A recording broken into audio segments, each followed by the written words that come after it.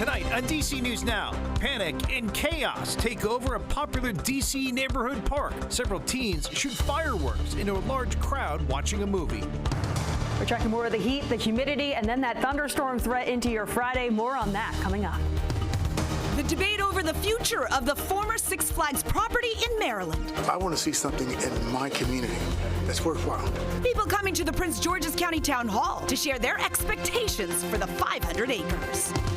The Great American State Fair now open to the public, and you can take a ride on a 110-foot Ferris wheel. We take you to the National Mall and show you the state pavilions below.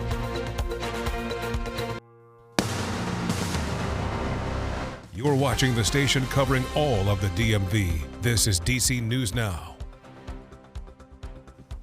Hi, everyone. Thank you for joining us tonight for DC News Now at 9 o'clock. I'm Chris Flanagan. And I'm Susan Tran, new in the district tonight. Police have put in place a curfew zone throughout the weekend for the U Street corridor. It extends north to Berry Place between Florida and Georgia Avenues. And this means large groups of kids. You cannot be out there gathering starting tomorrow night at 8. It then runs into the citywide curfew that continues until 6 in the morning. And police have put these restrictions in place in hopes of minimizing what they call destructive behavior. It's a concern in Northeast where kids are accused of setting off fireworks at a park. And investigators saying that they fired off these explosives into a crowd of people watching an outdoor movie. DC News Now's Daniel Hamburg joining us live there at the Alethea Tanner Park. And Daniel, it must have been pretty upsetting for the people who were out there last night. That's right, Susan. People are concerned that this could happen again. Witnesses tell me they were scared because the fireworks were being shot into the crowd. And I'm told it took police about 30 minutes to respond, and that's because they were stretched thin responding to events on the National Mall as well as another shooting. Everyone was scared. The parents were yelling for their kids. You know, people were leaving their stuff behind and just running. Joshua is one of hundreds of people who were watching Jurassic Park Wednesday night.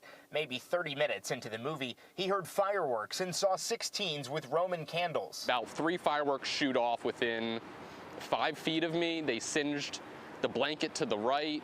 The people up to the left got up and screamed. He says there were 8 Roman candles, and he ran over and grabbed this one to get it away from people. The announcer had said something like, hey, if you're setting off fireworks, just know that there are cameras all around. The movie started again. Within 3 minutes, all of a sudden you hear another boom, and this time what the kid had done is they'd gone to the other side, the back left corner of the park, and they were holding it up, and they fired it into the middle of the crowd. Harry Robertson was watching from a balcony above. It was awful. I was afraid for the people that were down there because someone got hit with the fireworks. Ward 5 council member Zachary Parker has requested a full investigation into the police response and more details about the dispatch from the 911 center.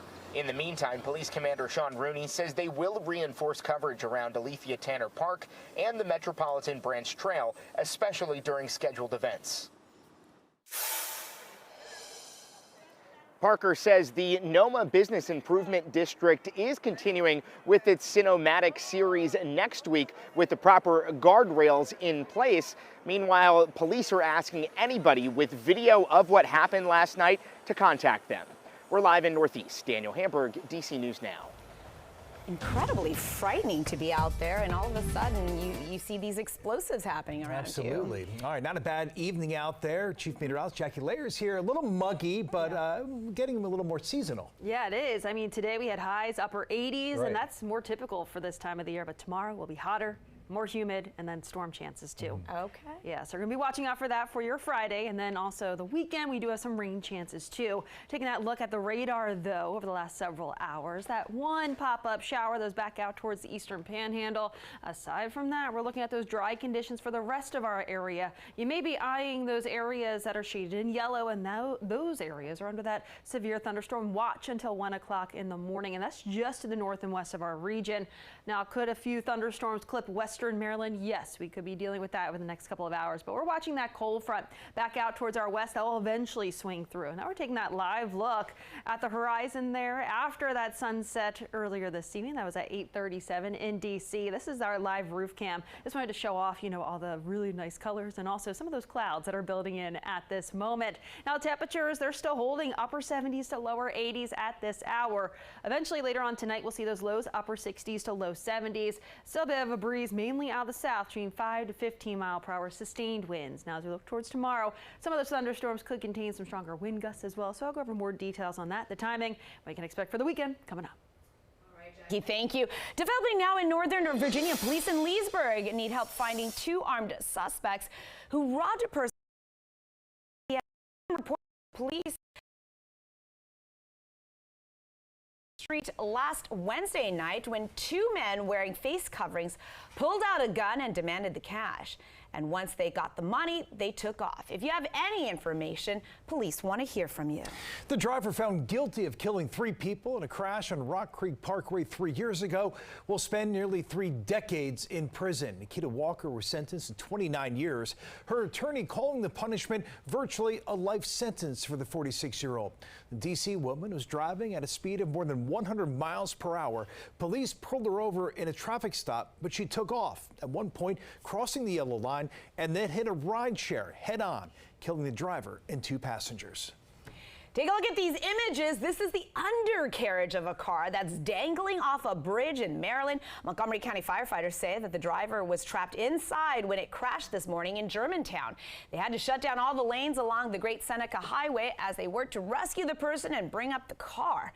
We're still waiting on details on what led the driver to lose control. Developing now in Virginia, police in Fairfax County need help identifying a robbery suspect. Police say on June 14th, this man approached a victim's car asking for a ride. When she said no, he allegedly jumped on the hood of her car, demanded money from her, then threatened to hurt her 8-year-old daughter. It happened on Montgomery Street around 9 at night. So after the woman handed over some cash, the man got off the car and took off. Investigators say the same man was seen intentionally stopping traffic along Braddock Road. Anyone with information is asked to call the Franconia Police Station. All new tonight, the Six Flags in Maryland thrilled tens of thousands of people every season until it closed for good last fall. Since then, a group, including NBA star Kevin Durant, who grew up here in the DMV, has bought the Bowie property. The big question now, what to do with this really massive site. Families in the region getting a chance to weigh in on the answer tonight. DC News Now's Dave Laval joining us live there in Prince George's County, where they hosted a town hall. All right, Dave, good evening. What can you tell us about the property's future? Well, good evening to you, Chris and Susan. First, it's important to point out this is just the next step in determining all of this. And there are certainly a lot of ideas, but where there is a consensus, people want to see something that will grow the county's economy. An overflow crowd gathered for tonight's public meeting regarding the more than 500-acre site. People heard answers from those who will make the decisions as to what will replace the former amusement park. It shut down back on November 2nd after 50 years in operation under various names, including the last 26 as Six Flags America. The park took up about a quarter of the land. County Executive Aisha Braveboy said that's larger than National Harbor, and it's time to utilize all of the land.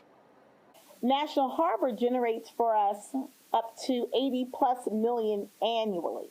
So what we understood is that while we will miss Six Flags, what I knew back then was that something bigger, better, that can be used year-round should be there.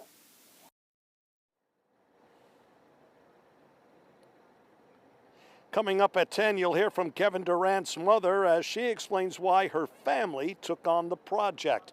And there's no word on when a final decision will be made regarding the fate of the site of the former amusement park. We're live in Largo, Maryland. Dave Laval, DC News Now.